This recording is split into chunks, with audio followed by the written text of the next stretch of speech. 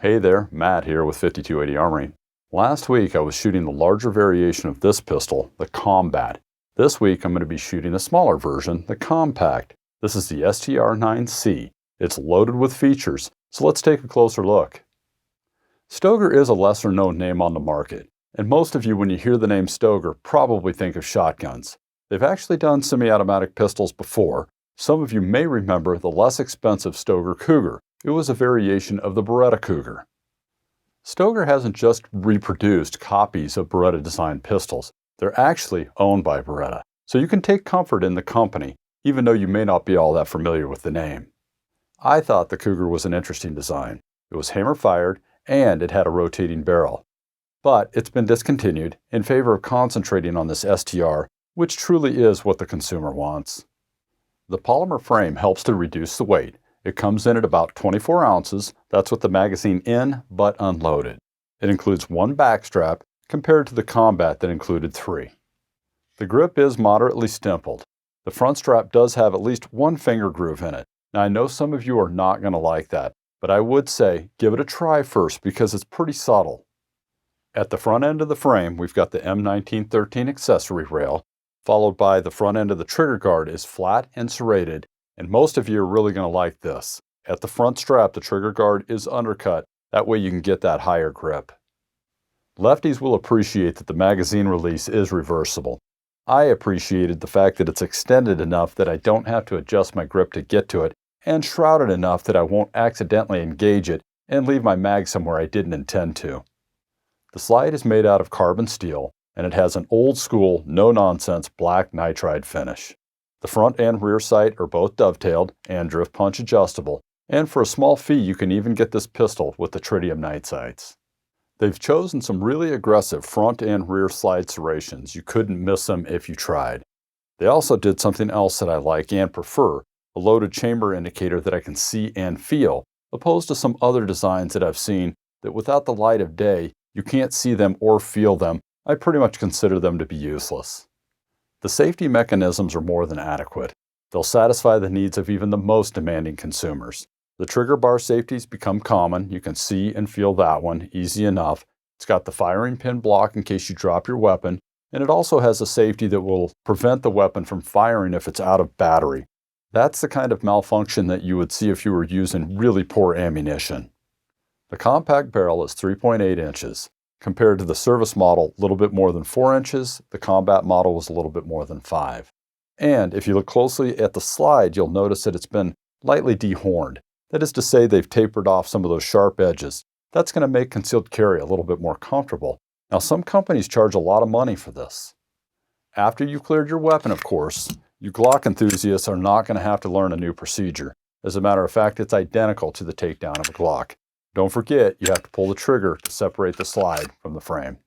So it's all downhill from here. We've got a single-piece metal guide rod with a self-contained flat recoil spring, barrel, slide, and frame. Really no reason to disassemble any further than that. Reassembly is even simpler.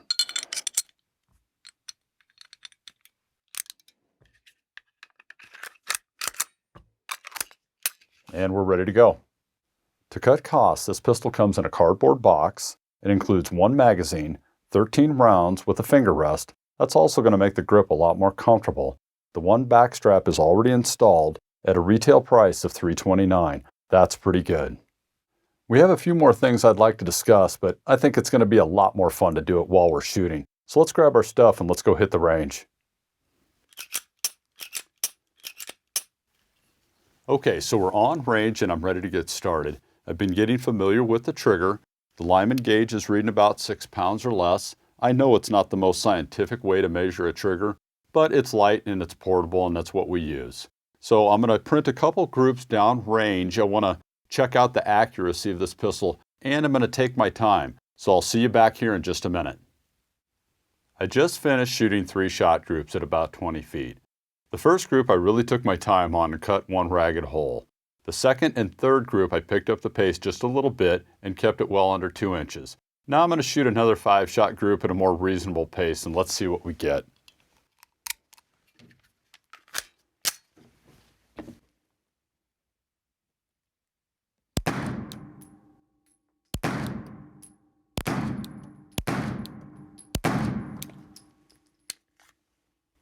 I had one flyer for sure, but that's my fault. But the other group looks to be pretty good. Let's get a closer look. I had read in an article that some were saying that the magazines were difficult to load. I don't know that I would say they're difficult to load, but the feed lips are kind of sharp, so maybe that's a good point to mention. However, if you feel like it's too uncomfortable to load, they did send a magazine loader to help with that, so that's a way around that. Let's try another group here.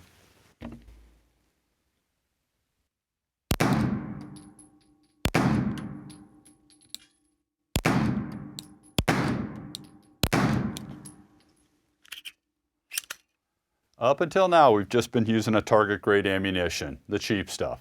But we've got a compact pistol here. Some of you are probably wondering, can it handle plus P ammunition? Let's try it and find out.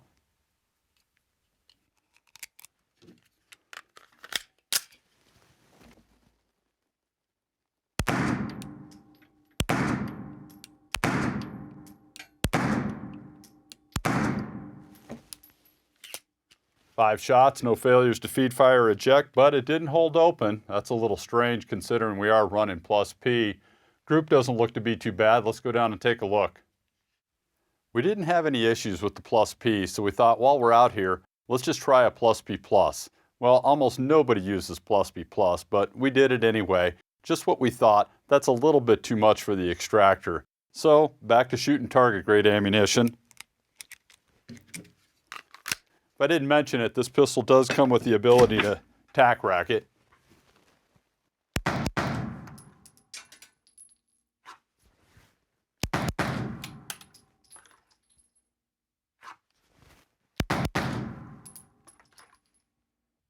I have 3 different magazines here from 3 different models of guns. Let's see if the compact is picky about which magazine it is. Full-size 15-rounder.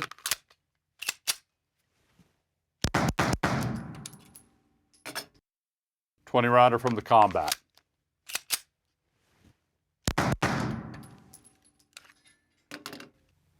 Two different times it failed to shoot the last round out of the 20-round magazine.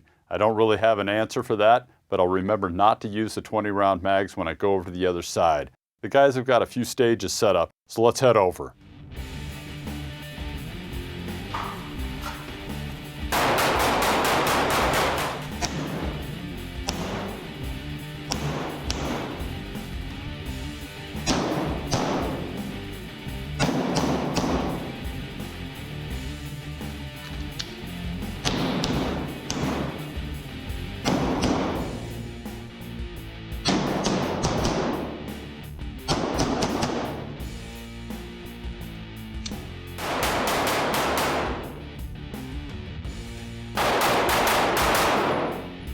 I've had a really good experience shooting this STR compact today. Had a good experience shooting the Combat model last week. We're going to have 3 different sizes for sale and for rent down here at the shop, so come on down and take a look. 5280 Armory, Colorado's gun shop. We'll see you soon.